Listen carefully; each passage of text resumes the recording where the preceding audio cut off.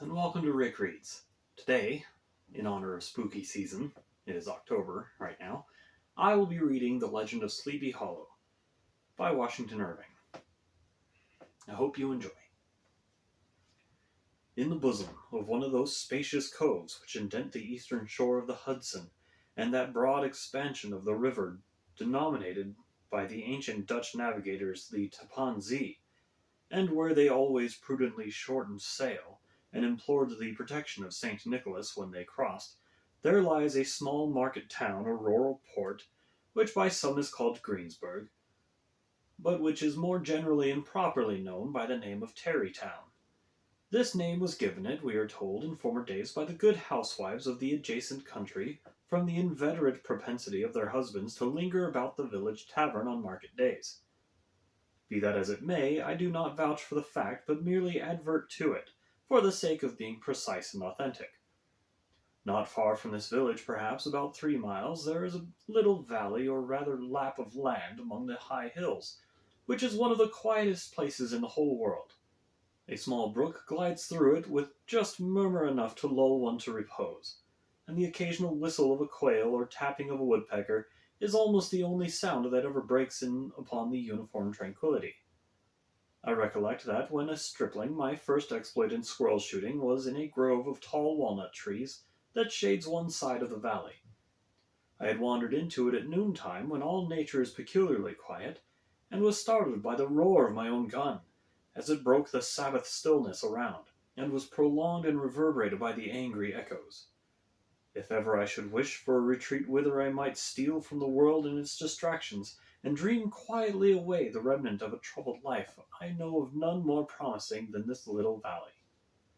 From the listless repose of the place, and the peculiar character of its inhabitants, who are descendants from the original Dutch settlers, this sequestered glen has long been known by the name of Sleepy Hollow, and its rustic lads are called the Sleepy Hollow Boys throughout all the neighboring country. A drowsy, dreamy influence seems to hang over the land, and to pervade the very atmosphere. Some say that the place was bewitched by a high German doctor during the early days of the settlement. Others, that an old Indian chief, the prophet or wizard of his tribe, held his powwows there before the country was discovered by Master Hendrik Hudson.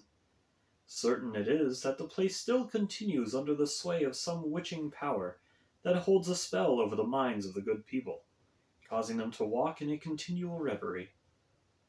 They are given to all kinds of marvelous beliefs, are subject to trances and visions, and frequently see strange sights and hear music and voices in the air.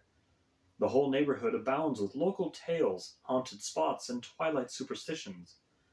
Stars shoot and meteors glare oftener across the valley than any other part of the country, and the nightmare, with her whole ninefold, seemed to make it the favorite scene of her gambols. The dominant spirit, however, that haunts this enchanted region and seems to be commander-in-chief of all the powers of the air, is the apparition of a figure on horseback without a head. It is said by some to be the ghost of a Hessian trooper, whose head has been carried away by a cannonball in some nameless battle during the Revolutionary War, and who is ever and anon seen by the country folk, hurrying along in the gloom of night, as if on the wings of the wind. His haunts are not confined to the valley, but extend at times to the adjacent roads, and especially to the vicinity of a church that is at no great distance. Indeed, certain of the most authentic historians of those parts, who have been careful in collecting and collating the floating facts concerning this spectre, allege that the body of the trooper having been buried in the churchyard, the ghost rides forth to the scene of battle in nightly quest of his head, and that the rushing speed with which he sometimes passes along the hollow like a midnight blast is owing to his being belated and in a hurry to get back to the churchyard before daybreak. Such is the general purport of this legendary superstition, which has furnished materials for many a wild story in that region of shadows, and the spectre is known at all the country firesides by the name of the Headless Horseman of Sleepy Hollow. It is remarkable that the visionary propensity I have mentioned is not confined to the native inhabitants of the valley, but is unconsciously imbibed by everyone who resides there for a time. However wide awake they may have been before they reached that sleepy region, they are sure in a little time to inhale the witching influence of the air, and begin to grow imaginative, to dream dreams and see apparitions. I mention this peaceful spot with all possible laud, for it is in such little retired Dutch valleys, found here and there embosomed by the great state of New York, that population, manners, and customs remain fixed, while the great torrent of migration and improvement which is making such incessant changes in other parts of this restless country sweeps by them unobserved. They are like those little nooks of still water which border a rapid stream, where we may see the straw and bubble riding quietly at anchor, or slowly revolving in their mimic harbor, undisturbed by the rush of the passing current. Though many years have elapsed since I trod the drowsy shades of Sleepy Hollow, yet I question whether I should not still find the same trees and the same families vegetating in its sheltered bosom. In this by-place of nature there abode, in no remote period of American history, that is to say, some 30 years since, a worthy wight of the name Ichabod Crane, who sojourned, or as he expressed it, tarried, in Sleepy Hollow for the purpose of instructing the children of the vicinity. He was a native of Connecticut, a state which supplies the Union with pioneers for the mind as well as for the forest, and sends forth yearly its legions of frontier woodsmen and country schoolmasters.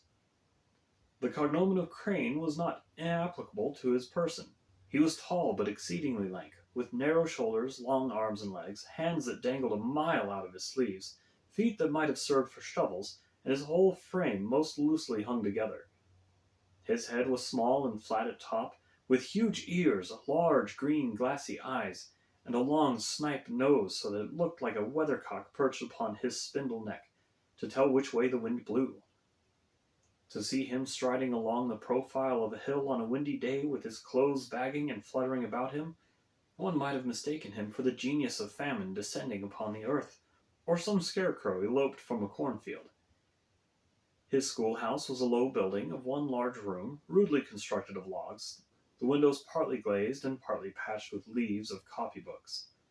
It was most ingeniously secured at vacant hours by a withe twisted in the handle of the door, and stakes set against the window shutters, so that though a thief might get in with perfect ease, he would find some embarrassment in getting out, an idea most probably borrowed from by the architect Jost van Houten from the mystery of an eel pot. The schoolhouse stood in a rather lonely but pleasant situation, just at the foot of a woody hill, with a brook running close by and a formidable birch tree growing at one end of it. From hence the low murmur of his pupils' voices, conning over their lessons, might be heard of a drowsy summer's day, like the hum of a beehive, interrupted now and then by the authoritative voice of the master, in the tone of menace or command, or, peradventure, by the appalling sound of the birch, as he urged some tardy loiterer on the flowery path of knowledge. Truth to say, he was a conscientious man, that ever bore in mind the golden maxim, spare the rod and spoil the child. Ichabod Crane's scholars certainly were not spoiled. I would not have it imagined, however, that he was one of those cruel potentates of the school, who joy in the smart of their subjects. On the contrary, he administered justice with discrimination rather than severity, taking the burden off the backs of the weak and laying it on those of the strong. Your mere puny stripling that winced at the least flourish of the rod was passed by with indulgence, but the claims of justice were satisfied by inflicting a double portion on some little, tough, wrong-headed, broad-skirted Dutch urchin, who sulked and swelled and grew dogged and sullen beneath the birch. All this he called doing his duty by their parents, and he never inflicted a chastisement without following it by the assurance, so consolatory to the smarting urchin, that he would remember it and thank him for it the longest day he had to live. When the school hours were over, he was even the companion and playmate of the larger boys, and on holiday afternoons would convoy some of the smaller ones home, who happened to have pretty sisters or good housewives for mothers, noted for the comforts of the cupboard. Indeed, it behooved him to keep on good terms with his pupils. The revenue arising from his school was small, and would have been scarcely sufficient to furnish him with daily bread, for he was a huge feeder, and though lank, had the dilating powers of an anaconda. But to help out his maintenance, he was, according to the country custom in those parts, boarded and lodged at the houses of the farmers, whose children he instructed. With these he lived successively, a week at a time, though going the rounds of the neighborhood, with all his worldly effects tied upon a cotton handkerchief. That all this might not be too onerous on the purses of his rustic patrons, who are apt to consider the costs of schooling a grievous burden, and schoolmasters as mere drones, he had various ways of rendering himself both useful and agreeable. He assisted the farmers occasionally in the lighter labors of their farms, helped to make hay, mend the fences, took the horses to water, drove the cows from pasture, and cut wood for the winter fire. He laid aside, too, all the dominant dignity and absolute sway with which he lorded it in his little empire, the school, and became wonderfully gentle and ingratiating. He found favor in the eyes of the mothers by petting the children, particularly the youngest, and like the lion bold, which whilst so magnanimously the lamb did hold, he would sit with a child on one knee and rock a cradle with his foot for the whole hours together. In addition to his other vocations, he was the singing master of the neighborhood, and picked up many bright shillings by instructing the young folks in psalmody. It was a matter of no little vanity to him on Sundays to take his station in front of the church gallery with a band of chosen singers, where in his own mind he completely carried away the palm from the parson. Certain it is, his voice resounded far above all the rest of the congregation, and there are peculiar quavers still to be heard in that church, and which may even be heard half a mile off, quite to the opposite side of the mill pond on a still Sunday morning, which are said to be legitimately descended from the nose of Ichabod Crane. Thus by divers little makeshifts, in that ingenious way which is commonly denominated by hook and by crook, the worthy pedagogue got on tolerably enough, and was thought by all who understood nothing of the labor of head-work to have a wonderful easy life of it. The schoolmaster is generally a man of some importance in the female circle of a rural neighborhood, being considered a kind of idle gentleman-like personage, of vastly superior taste and accomplishments to the rough country swains, and indeed inferior in learning only to the parson. His appearance, therefore, is apt to occasion some little stir at the tea-table of a farmhouse, and the addition of a supernumerary dish of cakes or sweetmeats, or peradventure the parade of a silver teapot. Our man of letters, therefore, was peculiarly happy in the smiles of all the country damsels. How he would figure among them in the churchyard between services on Sundays, gathering grapes for them from the wild vines that overrun the surrounding trees, reciting for their amusement all the epitaphs on the tombstones, or sauntering with the whole bevy of them along the banks of the adjacent mill pond, while the more bashful country bumpkins hung sheepishly back, envying his superior elegance and address. From his half-itinerant life, also, he was a kind of travelling gazette, carrying the whole budget of local gossip from house to house, so that his appearance was always greeted with satisfaction. He was, moreover, esteemed by the women as a man of great erudition, for he had read several books quite through, and was a perfect master of Cotton Mather's History of New England Witchcraft, in which, by the way, he most firmly and potently believed. He was, in fact, an odd mixture of small shrewdness and simple credulity. His appetite for the marvellous and his powers of digesting it were equally extraordinary, and both had been increased by his residence in the spellbound region. No tale was too gross or monstrous for his capacious swallow. It was often his delight, after his school was dismissed in the afternoon, to stretch himself on the rich bed of clover bordering the little brook that whimpered by his schoolhouse, and there con over old Mather's direful tales, until the gathering dusk of evening made the printed page a mere mist before his eyes. Then, as he wended his way by swamp and stream and awful woodland to the farmhouse where he happened to be quartered, every sound of nature at that witching hour fluttered his excited imagination. The moan of the whippoorwill from the hillside, the boding cry of the tree-toad, that harbinger of storm, the dreary hooting of the screech-owl, or the sudden rustling in the thicket of birds frightened from their roost. The fireflies, too, which sparkled most vividly in the darkest places, now and then startled him, as one of uncommon brightness would stream across his path, and if by chance a huge blockhead of a beetle came winging his blundering flight against him, the poor varlet was ready to give up the ghost, with the idea that he was struck with the witch's token. His only resource on such occasions, either to drown thought or drive away evil spirits, was to sing psalm tunes, and the good people of Sleepy Hollow, as they sat by their doors of an evening, were often filled with awe at hearing his nasal melody, in linked sweetness long drawn out, floating from the distant hill or along the dusky road. Another of his sources of fearful pleasure was to pass long winter evenings with the old Dutch wives, as they sat spinning by the fire with a row of apples roasting and sputtering along the hearth, and listened to their marvelous tales of ghosts and goblins and haunted fields and haunted brooks and haunted bridges and haunted houses, and particularly of the headless horseman, or galloping Hessian of the Hollow, as they sometimes called him. He would delight them equally by his anecdotes of witchcraft, and of the direful omens and portentous sights and sounds in the air which prevailed in the earlier times of Connecticut, and would frighten them woefully with speculations upon comets and shooting stars, and with the alarming fact that the world did absolutely turn round, and that they were half the time topsy-turvy. But if there was a pleasure in all this, while snugly cuddling in the chimney corner of a chamber that was all of a ruddy glow from the crackling wood fire, and where of course no spectre dared to show its face, it was dearly purchased by the terrors of his subsequent walk homewards. What fearful shapes and shadows beset his path amidst the dim and ghastly glare of a snowy night! With what wistful look did he eye every trembling ray of light streaming across the waste fields from some distant window! How often was he appalled by some shrub covered with snow, which like a sheeted spectre beset his every path! How often did he shrink with curdling awe at the sound of his own steps on the frosty crust beneath his feet, and dread to look over his shoulder, lest he should behold some uncouth being trampling close behind him! And how often was he thrown into complete dismay by some rushing blast, howling among the trees, in the idea that it was a galloping Hessian on one of his nightly scourings!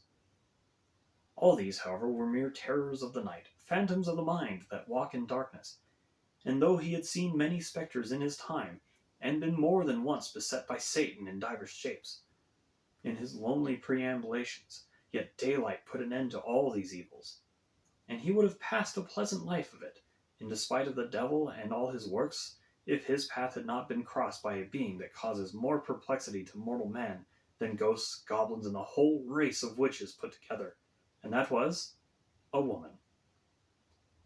Among the musical disciples who assembled one evening in each week to receive his instructions in psalmody was Katrina van Tassel, the daughter and only child of a substantial Dutch farmer.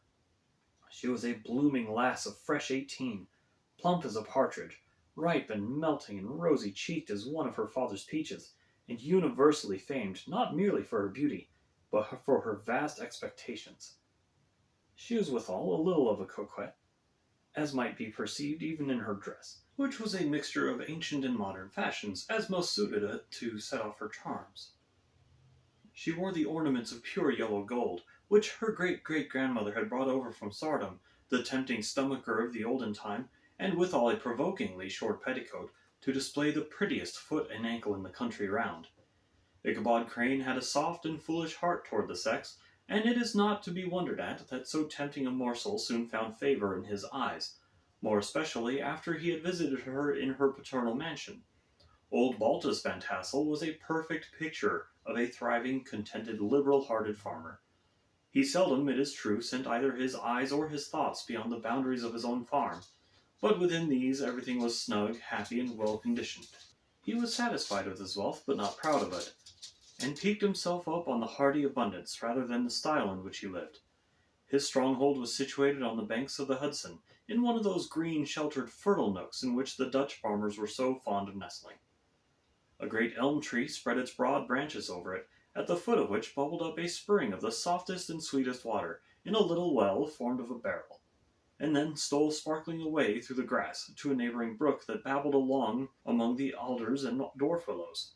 Hard by the farmhouse was a vast barn that might have served for a church, every window and crevice of which seemed bursting forth with the treasures of the farm.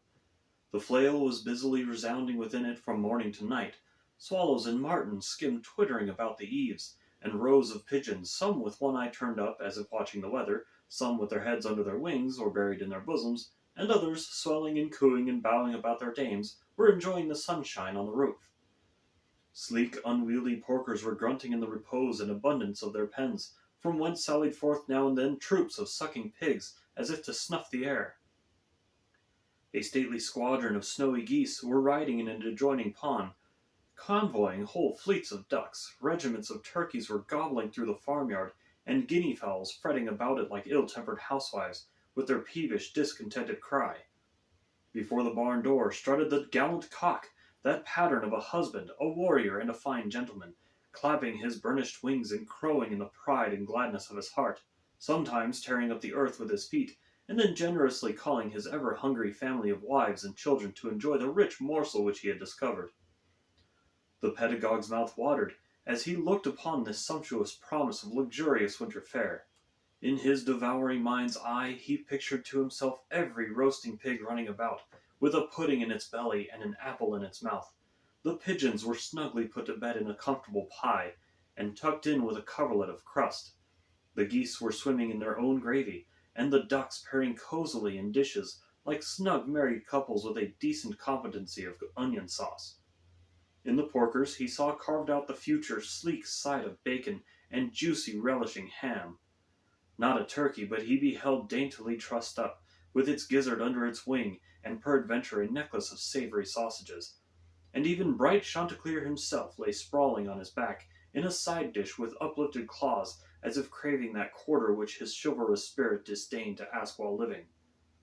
As the enraptured Ichabod fancied all this, and as he rolled his great green eyes over the fat meadow lands, the rich fields of wheat, of rye, of buckwheat and Indian corn, and the orchards burdened with ruddy fruit which surrounded the warm tenement of Van Tassel, his heart yearned after the damsel who was to inherit these domains, and his imagination expanded with the idea how they might be readily turned into cash, and the money invested in immense tracts of wild lands and shingle palaces in the wilderness.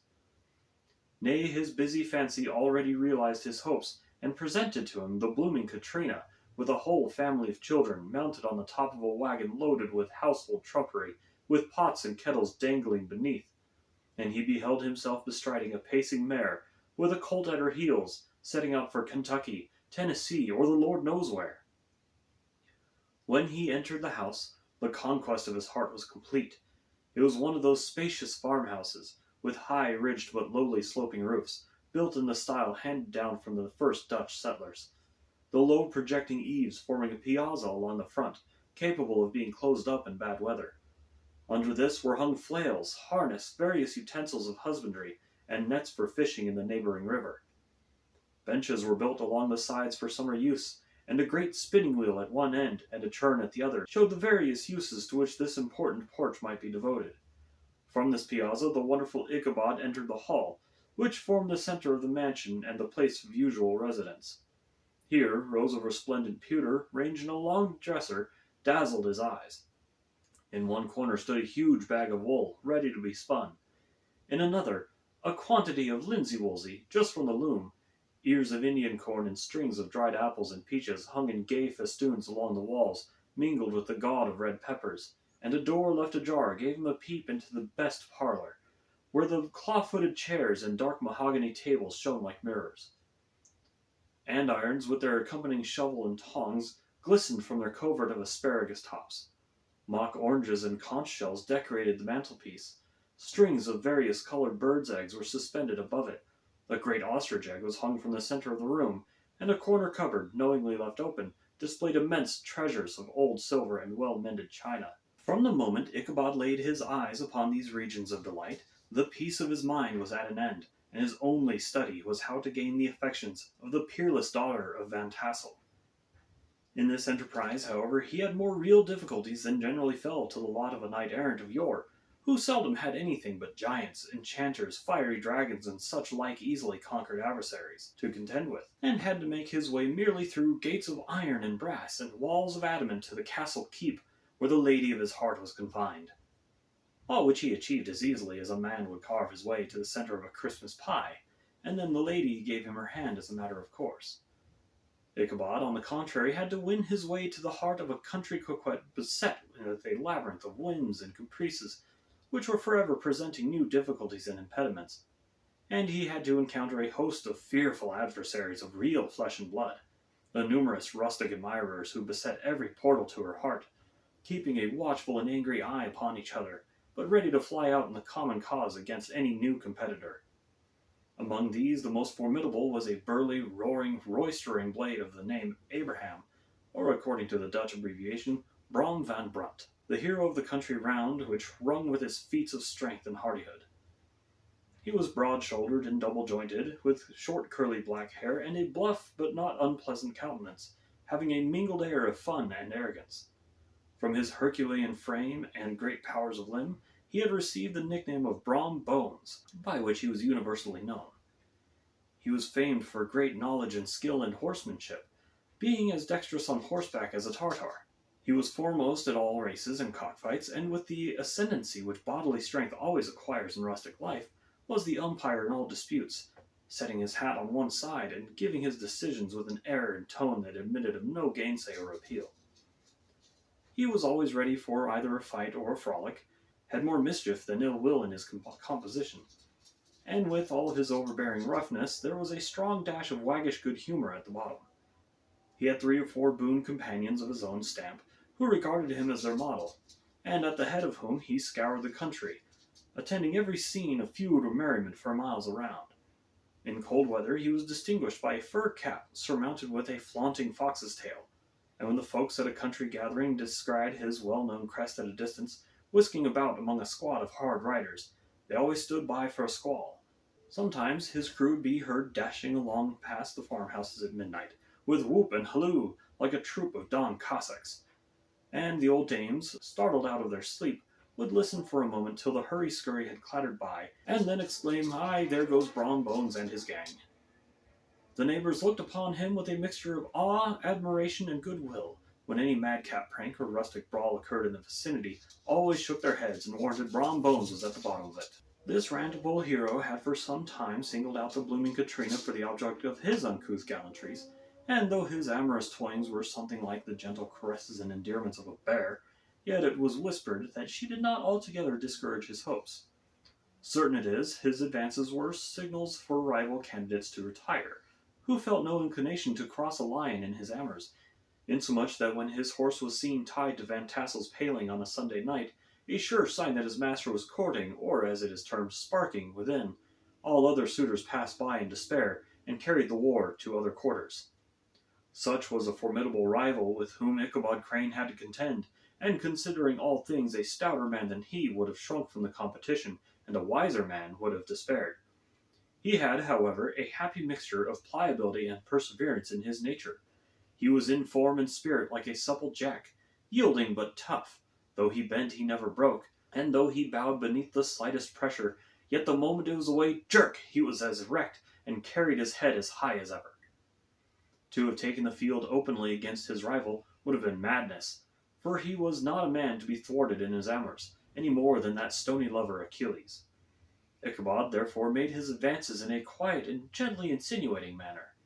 Under cover of his character of singing master, he made frequent visits at the farmhouse. Not that he had anything to apprehend from the meddlesome interference of parents, which is so often a stumbling block in the path of lovers. Balt Van Tassel was an easy, indulgent soul. He loved his daughter better even than his pipe, and, like a reasonable man and an excellent father, let her have her way in everything. His notable little wife, too, had enough to do to attend to her housekeeping and manage the poultry. For, as she sagely observed, ducks and geese are foolish things and must be looked after, but girls can take care of themselves.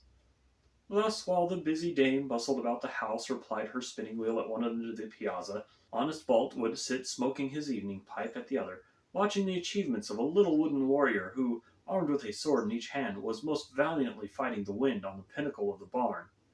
In the meantime, Ichabod would carry on in his suit with the daughter by the side of the spring under the great elm, or sauntering along in the twilight, that hour so favorable to the lover's eloquence. I profess not to know how women's hearts are wooed and won. To me they have always been matters of riddle and admiration. Some seem to have but one vulnerable point or door of access, while others have 1,000 avenues and may be captured in 1,000 different ways. It is a great triumph of skill to gain the former, but a still greater proof of generalship to maintain possession of the latter, for a man must battle for his fortress at every door and window. He that wins 1,000 common hearts is therefore entitled to some renown, but he who keeps undisputed sway over the heart of a coquette is indeed a hero. Certain it is, this was not the case with the redoubtable Brom Bones, and from the moment Ichabod Crane made his advances, the interests of the former evidently declined. His horse was no longer seen tied at the palings on Sunday nights, and a deadly feud gradually arose between him and the preceptor of Sleepy Hollow. Brom, who had a degree of rough chivalry in his nature, would fain have carried matters into open warfare, and settled their pretensions to the lady according to the mode of those most concise and simple reasoners, the knights errant of yore, by single combat. But Ichabod was too conscious of the superior might of his adversary to enter the lists against him. He had overheard the boast of Bones that he would double the schoolmaster up and put him on a shelf, and he was too wary to give him an opportunity. There was something extremely provoking in this obstinately pacific system. It left Brom no alternative but to draw upon the funds of rustic waggery in his disposition and to play off boorish practical jokes upon his rival. Ichabod became the object of whimsical persecution to Bones and his gang of rough riders. They harried his hitherto peaceful domains, smoked out his singing school by stopping up the chimney, broke into the schoolhouse at night in spite of his formidable fastenings of withe and window stakes, and turned everything topsy-turvy, so that the poor schoolmaster began to think all the witches in the country held their meetings there. But what was still more annoying, Brom took all opportunities of turning him into ridicule in presence of his mistress, and had a scoundrel dog whom he taught to whine in the most ludicrous manner, and introduced as a rival of Ichabod's to instruct her in psalmody. In this way matters went on for some time, without producing any material effects on the relative situations of the contending powers. On a fine autumnal afternoon, Ichabod, in pensive mood, sat enthroned on the lofty stool from whence he usually watched all the concerns of his little literary realm. In his hand he swayed a ferule, that sceptre of despotic power. The birch of justice reposed on 3 nails behind the throne, a constant terror to evildoers, while on the desk before him might be seen sundry contraband articles and prohibited weapons, detected upon the persons of idle urchins, such as half-munched apples, pop-guns, whirligigs, fly-cages, and whole legions of rampant little paper gamecocks. Apparently there had been some appalling act of justice recently inflicted, for his scholars were all busily intent upon their books, or slyly whispering behind them with one eye kept upon the master, and a kind of buzzing stillness reigned throughout the classroom. It was suddenly interrupted by the appearance of a negro in tow-cloth jacket and trousers, a round-crowned fragment of a hat, like the cap of Mercury, and mounted on the back of a ragged, wild, half-broken colt, which he managed with a rope by way of halter. He came clattering up to the school door with an invitation to Ichabod to attend a merrymaking or quilting frolic to be held that evening at Mynheer Van Tassel's, and having delivered his message with that air of importance and effort at fine language which a negro is apt to display on petty embassies of the kind, he dashed over the brook, and was seen scampering away up the hollow, full of the importance and hurry of his mission. All was now bustle and hubbub in the late quiet schoolroom.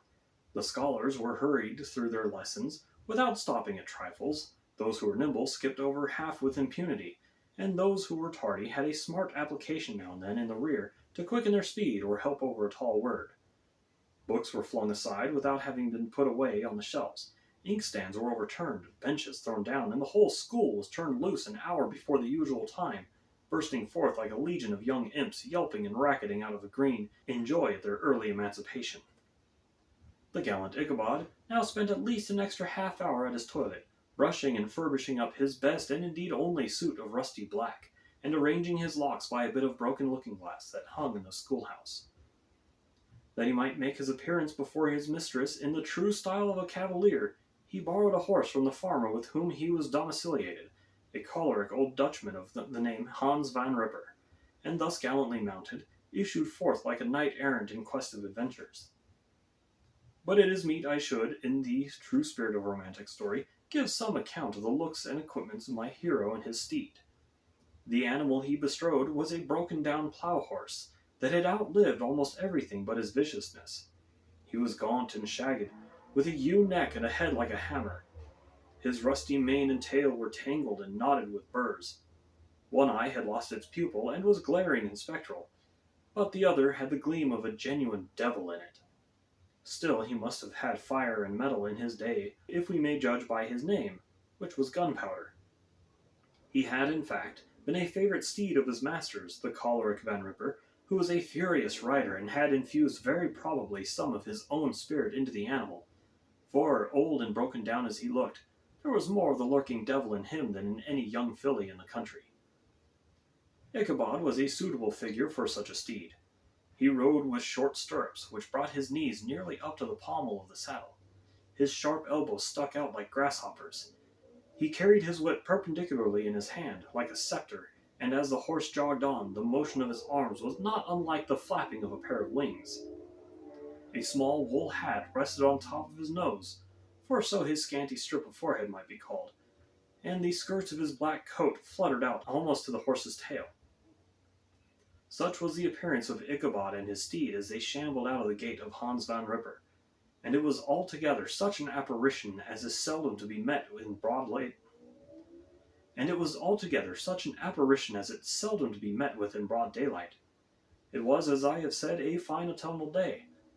The sky was clear and serene, and nature wore that rich and golden livery which we always associate with the idea of abundance. The forests had put on their sober brown and yellow, while some trees of the tenderer kind had been nipped by the frost into brilliant dyes of orange, purple, and scarlet. Streaming files of wild ducks began to make their appearance high in the air. The bark of the squirrel might be heard from the groves of beech and hickory nuts, and the pensive whistle of the quail at intervals from the neighboring stubble field. The small birds were taking their farewell banquets. In the fullness of their revelry they fluttered, chirping and frolicking from bush to bush and tree to tree, capricious from the very profusion and variety around them. There was the honest cock-robin, the favorite game of stripling sportsmen, with its loud, querulous notes, and the twittering blackbirds flying in sable clouds, and the golden-winged woodpecker, with his crimson crest, his broad black gorget, and the splendid plumage, and the cedar bird, with its red-tipped wings and yellow-tipped tail, and its little Monterio cap of feathers, and the blue jay, that noisy coxcomb, in his gay light blue coat and white underclothes, screaming and chattering, nodding and bobbing, and bowing and pretending to be on good terms with every songster of the grove.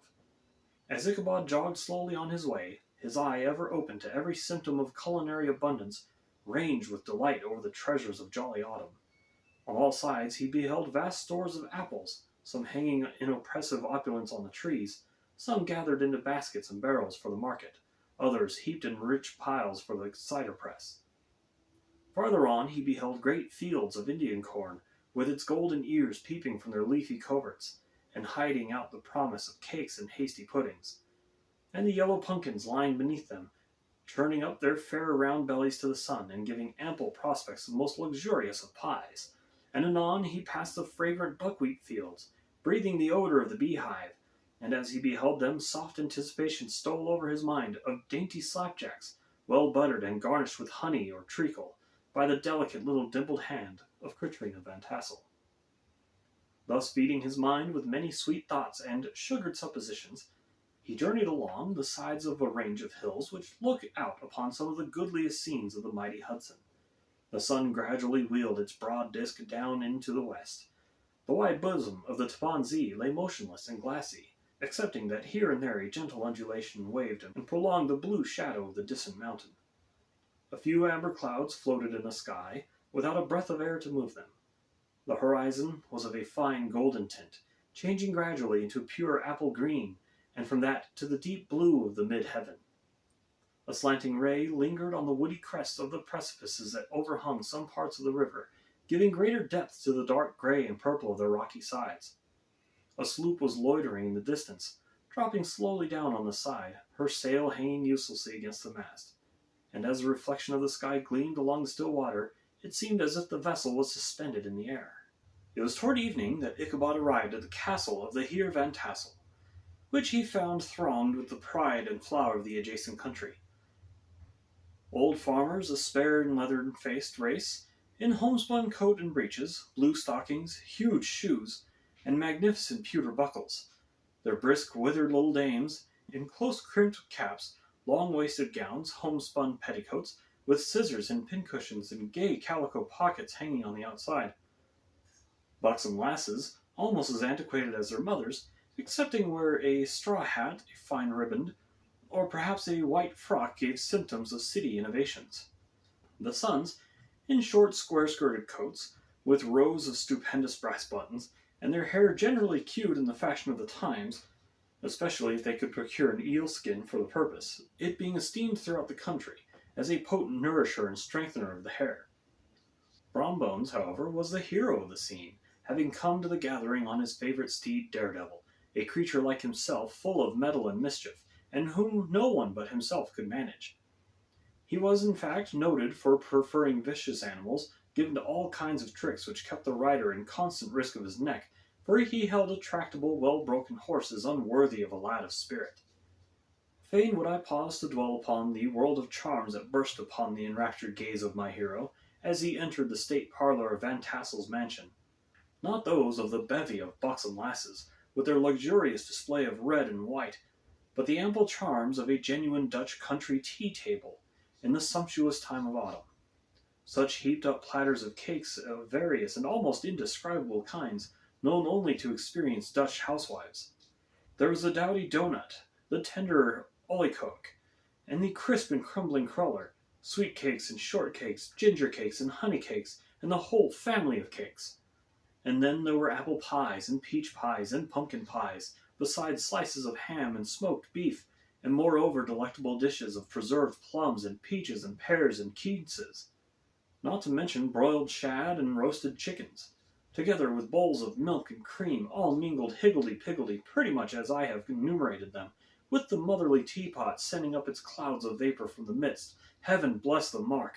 I want breath and time to discuss this banquet as it deserves, and am too eager to get on with my story. Happily, Ichabod Crane was not in so great a hurry as his historian, but did ample justice to every dainty. He was a kind and thankful creature, whose heart dilated in proportion as his skin was filled with good cheer, and whose spirits rose with eating, as some men's do with drink. He could not help, too, rolling his large eyes round him as he ate, and chuckling with the possibility that he might one day be lord of all this scene of almost unimaginable luxury and splendor. Then he thought how soon he'd turn his back upon the old schoolhouse, snap his fingers in the face of Hans von Ripper and every other niggardly patron, and kick any itinerant pedagogue out of doors that should dare to call him comrade. Old Baltus Van Tassel moved about among his guests with a face dilated with content and good humour, round and jolly as the harvest moon. His hospitable attentions were brief but expressive, being confined to a shake of the hand, a slap on the shoulder, a loud laugh, and a pressing invitation to fall to and help themselves. And now the sound of music from the common room or hall summoned to the dance. The musician was an old grey-headed negro, who had been the itinerant orchestra of the neighbourhood for more than half a century. His instrument was as old and battered as himself. The greater part of the time he scraped away on 2 or 3 strings, accompanying every movement of the bow with a motion of his head, bowing almost to the ground and stamping with his foot whenever a fresh couple were to start. Ichabod prided himself upon his dancing as much as upon his vocal powers. Not a limb, not a fibre about him was idle, and to have seen his loosely hung frame in full motion and clattering about the room, you would have thought Saint Vitus himself, that blessed patron of the dance, was figuring before you in person. He was the admiration of all the negroes, who, having gathered of all ages and sizes from the farm in the neighbourhood, stood forming a pyramid of shining black faces at every door and window, gazing with delight at the scene, rolling their white eyeballs and showing grinning rows of ivory from ear to ear. How could the flogger of urchins be otherwise than animated and joyous? The lady of his heart was his partner in the dance, and smiling graciously in reply to all his amorous oglings, while Brom Bones, sorely smitten with love and jealousy, sat brooding by himself in one corner. When the dance was at an end, Ichabod was attracted to a knot of the sager folks, who, with old Van Tassel, sat smoking at one end of the piazza, gossiping over former times and drawling out long stories about the war. This neighbourhood, at the time of which I am speaking, was one of those highly favoured places which bound with chronicle and great men. The British and American line had run near it during the war. It had, therefore, been the scene of marauding and infested with refugees, cowboys, and all kinds of border chivalry. Just sufficient time had elapsed to enable such storyteller to dress up his tale with a little becoming fiction, and, in the indistinctness of his recollection, to make himself the hero of every exploit. There was a story of Doff Martling, a large, blue-bearded Dutchman, who had nearly taken a British frigate with an old iron 9-pounder from a mud breastwork, only that his gun burst at the 6th discharge. And there was an old gentleman, who shall be nameless, being too rich a manure to be lightly mentioned, who, in the battle of White Plains, being an excellent master of defence, parried a musket ball with a small sword, insomuch that he absolutely felt it whiz around the blade and glance off at the hilt, in proof of which he was ready at any time to show the sword, with the hilt a little bent. There were several more that had been equally great in the field, not one of whom was persuaded that he had a considerable hand in bringing the war to a happy termination. But those were nothing to the tales of ghosts and apparitions that succeeded. The neighborhood is rich in legendary treasures of the kind. Long tales and superstitions thrive best in these sheltered, long-settled retreats, but are trampled underfoot by the shifting throng that forms the population of most of our country places. Besides, there is no encouragement for ghosts in most of our villages, for they have scarcely had time to finish their first nap and turn themselves in their graves before their surviving friends have traveled away from the neighborhood, so that when they turn out a night to walk their rounds, they have no acquaintance left to call upon. This is perhaps the reason why we so seldom hear of ghosts except in our long-established Dutch communities. The immediate cause, however, of the prevalence of supernatural stories in these parts was doubtless owing to the vicinity of Sleepy Hollow. There was a contagion in the very air that blew from that haunted region. It breathed forth an atmosphere of dreams and fancies infecting all the land. Several of the Sleepy Hollow people were present at Van Tassel's, and, as usual, were doling out their wild and wonderful legends. Many dismal tales were told about funeral trains and mourning cries and wailings heard and seen about the great tree where the unfortunate Major Andre was taken and which stood in the neighborhood. Some mention was made also of the woman in white that haunted the dark glen at Raven Rock, and was often heard to shriek on winter nights before a storm, having perished there in the snow. The chief part of the stories, however, turned upon the favorite spectre of Sleepy Hollow, the Headless Horseman, who had been heard several times of late patrolling the country, and, it is said, tethered his horse nightly among the graves in the churchyard. The sequestered situation of this church seems always to have made it a favorite haunt of troubled spirits. It stands on a knoll surrounded by locust trees and lofty elms, from among which its descent whitewashed walls shine modestly forth, like Christian purity, beaming through the shades of retirement. A gentle slope descends from it to a silver sheet of water, bordered by high trees, between which peeps may be caught at the blue hills of the Hudson. To look upon this grass-grown yard, where the sunbeams seem to sleep so quietly, one would think that there at least the dead might rest in peace. On one side of the church extends a wide, woody dell, along which raves a large brook among broken rocks and trunks of fallen trees. Over a deep black part of the stream, not far from the church, was formerly thrown a wooden bridge. The road that led to it and the bridge itself were thickly shaded by overhanging trees which cast a gloom about it even in the daytime, but occasioned a fearful darkness at night. Such was one of the favorite haunts of the Headless Horseman, and the place where he was most frequently encountered.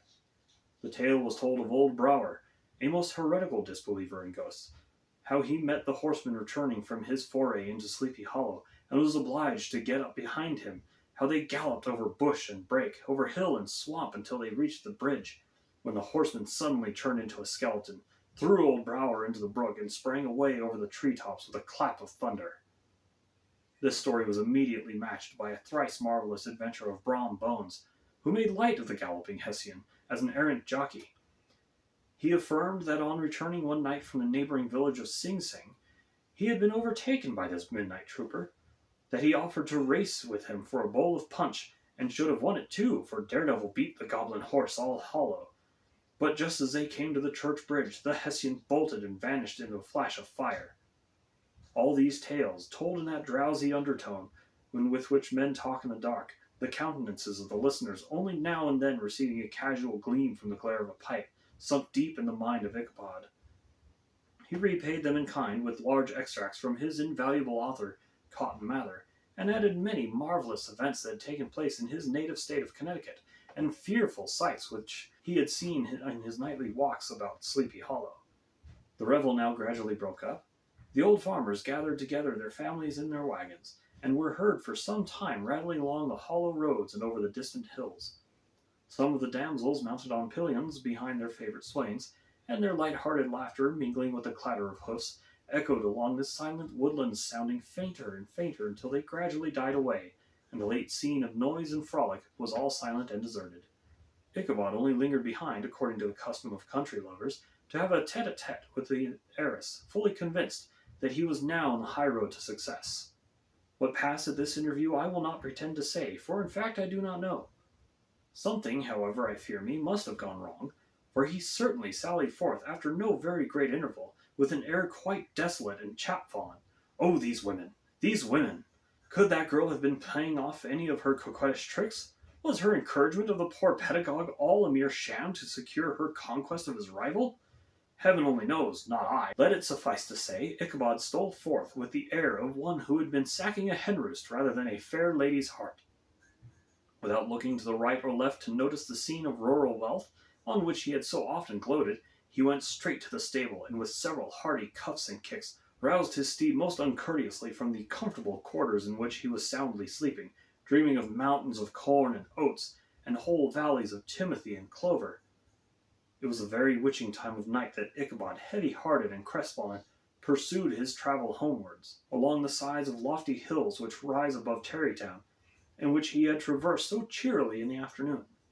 The hour was as dismal as himself. Far below him, the Tappan Zee spread its dusky and indistinct waste of waters, with here and there the tall mast of the sloop riding quietly at anchor under the land. In the dead hush of midnight he could even hear the barking of the watchdog from the opposite side of the Hudson, but it was so vague and faint as only to give an idea of his distance from this faithful companion of man. Now and then, too, the long-drawn crowing of a cock accidentally awakened would sound off, far, far off from some farmhouse, away among the hills, but it was like a dreaming sound in his ear. No signs of life occurred near him, but occasionally the melancholy chirp of a cricket, or perhaps the guttural twang of a bullfrog from a neighboring marsh, as if sleeping uncomfortably and turning suddenly in his bed. All the stories of ghosts and goblins that had been heard in the afternoon now came crowding upon his recollection. The night grew darker and darker. The stars seemed to sink deeper in the sky, and driving clouds occasionally hid them from sight. He had never felt so lonely and dismal. He was, moreover, approaching the very place where many of the scenes of the ghost stories had been laid. In the center of the road stood an enormous tulip tree, which towered like a giant above all other trees in the neighborhood, and formed a kind of landmark. Its limbs were gnarled and fantastic, large enough to form trunks for ordinary trees, twisting down almost to the earth and rising again to the air. It was connected with the tragical story of the unfortunate Andre, who had been taken prisoner hard by and was universally known by the name of Major Andre's tree. The common people regarded it with a mixture of respect and superstition, partly out of sympathy for the fate of its ill-starred namesake, and partly for the tales of strange sights and doleful lamentations told concerning it. As Ichabod approached this fearful tree, he began to whistle. He thought his whistle was answered. It was but a blast sweeping sharply through the dry branches. As he approached a little nearer, he thought he saw something white hanging in the midst of the tree. He paused and ceased whistling, but on looking more narrowly, perceived that it was a place where the tree had been scathed by lightning, and the white wood laid bare. Suddenly he heard a groan. His teeth chattered and his knees smote against the saddle. It was but the rubbing of one huge bough upon the other, as they were swayed about by the breeze. He passed the tree in safety, but new perils lay before him. About 200 yards from the tree, a small brook crossed the road and ran into a marshy and thickly wooded glen, known by the name of Wiley's Swamp. A few rough logs laid side by side served for a bridge over this stream.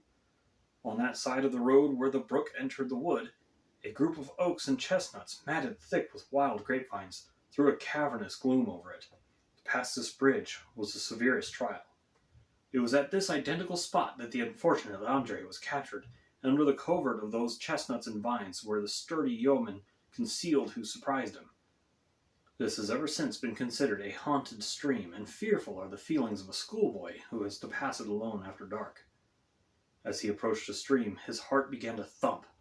He summoned up, however, all his resolution, gave his horse half a score of kicks in the ribs, and attempted to dash briskly across the bridge.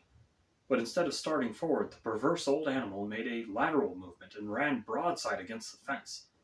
Ichabod, whose fears increased with the delay, jerked the reins on the other side and kicked lustily with the contrary foot.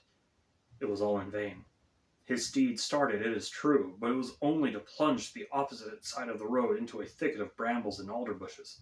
The schoolmaster now bestowed both whip and heel upon the starveling ribs of old Gunpowder, who dashed forward snuffling and snorting, but came to a stand just by the bridge, with a suddenness that had nearly sent his rider sprawling over his head. Just at this moment, a plashy tramp by the side of the bridge caught the sensitive ear of Ichabod. In the dark shadow of the grove, On the margin of the brook he beheld something huge, misshapen, black, and towering.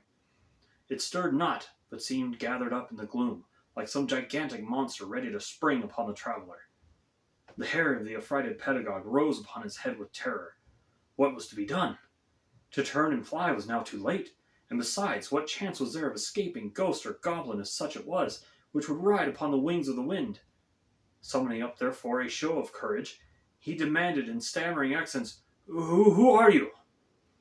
He received no reply. He repeated his demand in a still more agitated voice. Still there was no answer. Once more he cudgelled the sides of the inflexible gunpowder, and shutting his eyes, broke forth with involuntary fervor into a psalm tune. Just then the shadowy object of alarm put itself in motion, and with a scramble and a bound stood at once in the middle of the road. Though the night was dark and dismal, yet the form of the unknown might now in some degree be ascertained. He appeared to be a horseman of large dimensions, and mounted on a black horse of powerful frame.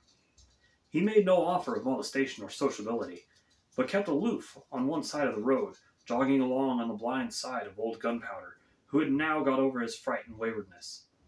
Ichabod, who had no relish for this strange midnight companion, and bethought himself of the adventure of Brom Bones with the galloping Hessian, now quickened his steed in hopes of leaving him behind. The stranger, however, quickened his horse to an equal pace. Ichabod pulled up and fell into a walk, thinking to lag behind. The other did the same. His heart began to sink within him. He endeavored to resume his psalm tune, but his parched tongue clove to the roof of his mouth, and he could not utter a stave. There was something in the moody and dogged silence of this pertinacious companion that was mysterious and appalling. It was soon fearfully accounted for. On mounting a rising ground, which brought the figure of his fellow traveller in relief against the sky, gigantic in height and muffled in a cloak, Ichabod was horror-struck in perceiving that he was headless. But this horror was still more increased on observing that the head which should have rested on the shoulders was carried before him on the pommel of his saddle. His terror rose to desperation. He rained a shower of kicks and blows upon Gunpowder, hoping by a sudden movement to give his companion the slip. But the spectre started full jump with him. Away then they dashed through thick and thin, stones flying and sparks flashing at every bound. Ichabod's flimsy garments fluttered in the air, as he stretched his long, lank body away over his horse's head in the eagerness of his flight. They had now reached a road which turns off to Sleepy Hollow, but Gunpowder, who seemed possessed with a demon instead of keeping it up, made an opposite turn, and plunged headlong down a hill to the left. This road leads through a sandy hollow, shaded by trees for about a quarter of a mile, where it crosses the bridge famous in goblin story, and just beyond swells a green knoll in which stands the whitewashed church. As yet the panic of the steed had given his unskilful rider an apparent advantage in the chase, but just as he had got halfway through the hollow, the girths of the saddle gave way, and he felt it slipping from under him. He seized it by the pommel and endeavored to hold it firm, but in vain. He had just time to save himself by clasping old Gunpowder around the neck, when the saddle fell to earth, and he heard it trampled underfoot by his pursuer. For a moment the tower of Hans von Ripper's wrath passed across his mind, for it was his Sunday saddle. But it was no time for petty fears. The goblin was hard on his haunches, and, unskilful rider that he was, he had much ado to maintain his seat, sometimes slipping to one side, sometimes on another, and sometimes jolted on the high ridge of the horse's backbone with a violence that he verily feared would cleave him asunder. An opening in the trees now cheered him with the hopes that the church bridge was at hand. The wavering reflection of a silver star in the bosom of the brook told him that he was not mistaken. He saw the walls of the church dimly glaring under the trees beyond. He recollected the place where Brom Bones' ghostly competitor had disappeared. If I can but reach that bridge, thought Ichabod, I am safe. Just then he heard the black steed panting and blowing close behind him. He even fancied that he felt its hot breath. Another convulsive kick in the ribs, and old Gunpowder sprang upon the bridge. He thundered over the resounding planks. He gained the opposite side, and now Ichabod cast a look behind him to see if his pursuer should vanish, according to rule in a flash of fire and brimstone.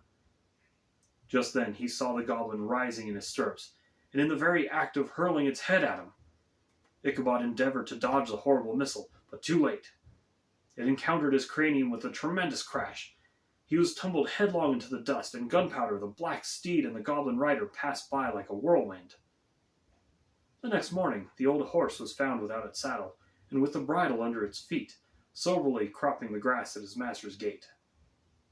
Ichabod did not make his appearance at breakfast. Dinner hour came, but no Ichabod. The boys assembled at the schoolhouse and strolled idly about the banks of the brook, but no schoolmaster. Hans van Ripper now began to feel some uneasiness about the fate of poor Ichabod and his saddle. An inquiry was set on foot, and after diligent investigation they came upon his traces. In one part of the road leading to the church was found the saddle trampled in the dirt. The tracks of horses' hoofs deeply dented in the road, and evidently at furious speed, were traced to the bridge, beyond which, on the bank of a broad part of the brook, where the water ran deep and black, was found the hat of the unfortunate Ichabod, and close beside it a shattered pumpkin.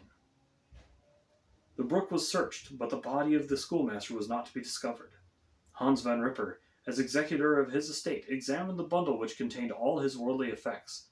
They consisted of 2 shirts and a half, 2 stocks for the neck, a pair of 2 worsted stockings, an old pair of corduroy small clothes, a rusty razor, a book of psalm tunes full of dog ears, and a broken pitch pipe. As to the books and furniture of the schoolhouse, they belonged to the community, excepting Cotton Mather's History of Witchcraft, a New England Almanac, and a book of dreams and fortune-telling, in which last was a sheet of foolscap, much scribbled and blotted, by several fruitless attempts to make a copy of verses in honor of the heiress of Van Tassel. These magic books in the poetic scrawl were forthwith consigned to the flames of Hans van Ripper, who from that time forward determined to send his children no more to school, observing that he never knew any good come of this same reading and writing. Whatever money the schoolmaster possessed, and he had received his quarter's pay but a day or 2 before, he must have had about his person at the time of his disappearance. The mysterious event caused much speculation at the church the following Sunday. Knots of gazers and gossips were collected in the churchyard, at the bridge, and at the spot where the hat and pumpkin had been found.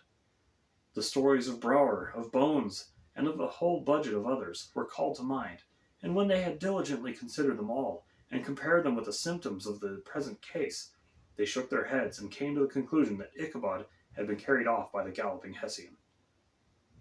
As he was a bachelor and in nobody's debt, nobody troubled his head any more about him. The schools removed to a different quarter of the hollow, and another pedagogue reigned in its stead. It is true, an old farmer who had been down to New York on a visit several years after, and from whom this account of the ghostly adventure was received, brought home the intelligence that Ichabod Crane was still alive, that he had left the neighborhood, partly through fear of the goblin and Hans van Ripper, and partly in mortification at having been suddenly dismissed by the heiress, that he had changed his quarters to a distant part of the country, had kept school and studied law at the same time, had been admitted to the bar, turned politician, electioneered, written for the newspapers, and finally had been made a justice of the 10-pound court. Brombones, too, who shortly after his rival's disappearance conducted the blooming Katrina in triumph to the altar, was observed to look exceedingly knowing whenever the story of Ichabod was related, and always burst into a hearty laugh at the mention of the pumpkin, which led some to suspect that he knew more about the matter than he chose to tell. The old country wives, however, who are the best judges of these matters, maintain to this day that Ichabod was spirited away by supernatural means, and it is a favorite story often told about the neighborhood, round the winter evening fire. The bridge became more than ever an object of superstitious awe, and that may be the reason why the road has become altered of late years, so as to approach the church by the border of the mill pond. The schoolhouse, being deserted, soon fell to decay, and was reported to be haunted by the ghost of the unfortunate pedagogue, and by the ploughboy loitering homeward of a still summer evening, has often fancied his voice at a distance, chanting a melancholy psalm tune among the tranquil solitudes of Sleepy Hollow. And that, my friends, was The Legend of Sleepy Hollow by Washington Irving. I hope you enjoyed it, as I enjoyed reading it to you. Thank you, and have a wonderful day.